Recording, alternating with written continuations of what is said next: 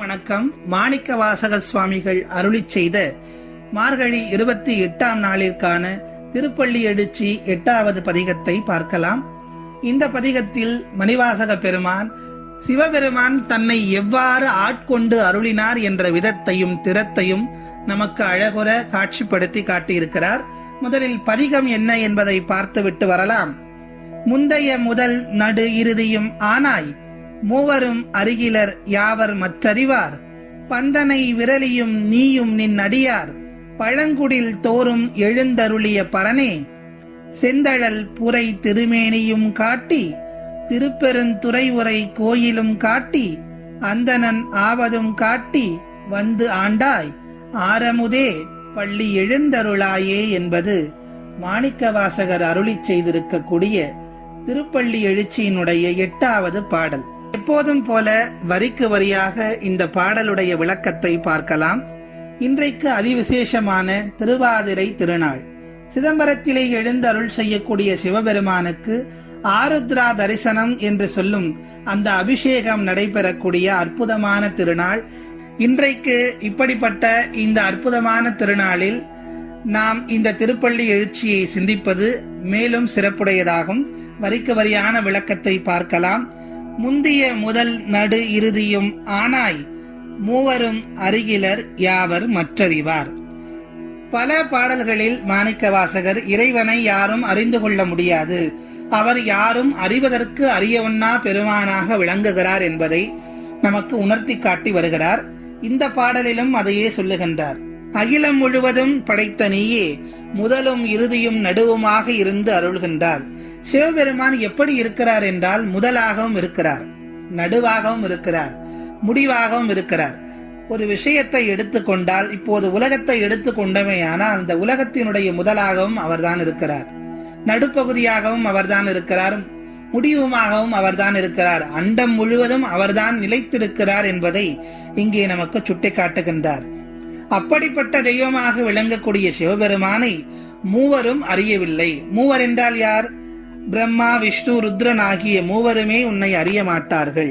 மூவரும் அருகிலர் தேவரும் யாவரும் அறிய உண்ணா உன்னை நாங்கள் மட்டும் எப்படி அறிந்து கொள்ள முடியும் என்று கேட்கின்றார்.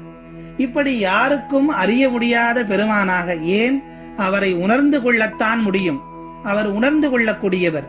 அப்படிப்பட்ட பெருமானாகிய உன்னை வழிபடுவதற்கு வந்திருக்கிறோம் என்று சொல்லுகின்றார். அடுத்த வரிகளில் பந்தனை விரலியும் நீயும் நின் அடியார், பழங்குடில் தோறும் எழுந்தருளிய பரனே. சிவபெருமான் எங்கெல்லாம் எழுந்தருள்வார் என்பதை இங்கே குறிப்பிட்டு காட்டுகின்றார். பந்தனை விரலி, பந்தனை விரலி என்றால் மெல்லிய விரல்களை கொண்ட உமையம்பிகையினுடைய துணைவனே என்று குறிப்பிடுகின்றார். நீயும் உன் துணையும் அடியார்கள் உய்யும் வண்ணம் சிவபெருமானும் அம்பிகையும் சேர்ந்து யாருடைய இல்லத்திற்கு எழுந்தருள்வார்கள் என்றால் பழங்குடில் தோறும். அவர் ஒன்னும் வசதியான வீட்டுக்கெல்லாம் போக மாட்டாரு. யார் வீட்டுக்கு போவாருன்னு சொல்றாருன்னா பழங்குடில் தோறும்.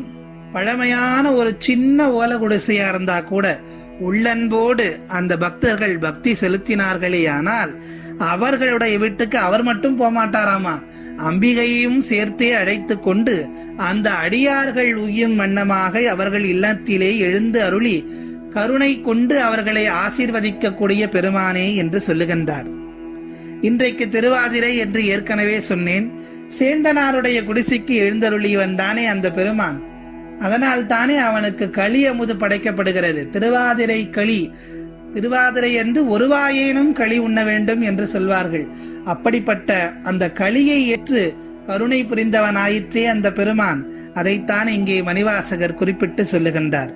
அடுத்த வரிகளில் இப்போது தன்னை எவ்வாறு ஆட்கொண்டு அருளினார் என்பதை குறிப்பிடுகின்றார். செந்தமிழ் புரை திருமேனியும் காட்டி, திருப்பெரும் துறை உரை கோயிலும் காட்டி.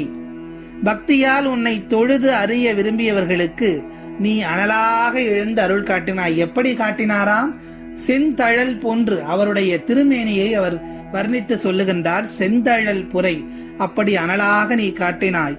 அழுது அழுது உன்னை பற்றி கொள்ள துடித்த எனக்கு திருப்பெரும் துறை என்று சொல்லக்கூடிய அந்த மோட்ச வீட்டை காட்டினார். ஏனென்றால் திருப்பெருந்துறை கோயிலை கட்டியவர் மாணிக்கவாசகர் என்பது நமக்கு தெரியும். அப்படிப்பட்ட அந்த கோயிலை இருக்கக்கூடிய இடத்தையும் கோயிலையும் நீ எனக்கு காட்டி, அந்தணன் ஆவதும் காட்டி வந்து ஆண்டாய், ஆரமுதே பள்ளி எழுந்தருளாயே. மறையோனாக வந்து ஒரு குருவாக வந்து எனக்கு காட்சியளித்து என்னை ஆட்கொண்டு அருளிய என் தெய்வமே, திகட்டுவதற்கு திகட்டாத ஆரமுதே, எங்களை காக்கும் பொருட்டு இங்கு பள்ளி எழுந்து அருள வேண்டும் இறைவனே என்று கேட்கின்றார் மணிவாசகர். முக்தி நெறிக்கு வரும் எல்லா ஆன்மாக்களும் சிவமாகும் என்பதை அறுதியிட்டு கூறிவிட்டார் மணிவாசகர். அதனால் சித்தமலம் எனும் குற்றமான எண்ணங்களை விட்டுவிட்டு சிவத்தின் பாதங்களை பற்றி கொண்டால் சிவத்தோடு நெருங்கி சிவமாக மாறலாம் என்பது நிச்சயம். மார்கழியின் இந்த அதிகாலையில் நம் தேவனாக இருக்கக்கூடிய சிவபெருமானை துதித்து அவனுக்கு பிரியமாவோம். எங்களை காக்கும் பொருட்டு இங்கு வந்து எழுந்தருள வேண்டும் ஈசனே என்கிறார் மணிவாசகர். இறைவன் எளிமையானவன். அவன் பங்களாவாசிகளுக்கோ மாடி வீட்டில் இருப்பவர்களுக்கோ வசதியானவர்களுக்கோ மட்டும் அருள் செய்பவன் அல்ல. ஓலை குடிசைகளை உடமையாக கொண்டவர்களுக்கும் அவர்களுடைய வீட்டிற்கும் பவனியாக வருபவன். அவனை வணங்க எதுவுமே வேண்டாம், நல்ல உள்ளம் இருந்தால் மட்டும் போதும். அன்பு கொண்டு அவனை அர்ச்சித்தால் மட்டும் போதும். அவன் அவர்களுக்கும் அருள் செய்வான் என்பதை இந்த பாடலின் உட்கருத்தாக சொல்ல வருகின்றார் மணிவாசகர். மாணிக்கவாசகர் சொல்வது போல் உள்ளம் முழுவதும் அன்பினை நிறைத்து அவனுடைய தாளை பணிந்து அவனை போற்றி பாடி பணிவோம். நம்முடைய இல்லங்களுக்கும் இந்த மார்கழியில் எம்பெருமான் எழுந்தருளி நமக்கு கருணை நிச்சயம் காட்டுவார் என்பதை தெரிவித்துக் கொண்டு மீண்டும் நாளைய திருப்பள்ளி எழுச்சி பாடலில் உங்கள் அனைவரையும் சந்திக்கிறேன். நன்றி, வணக்கம்.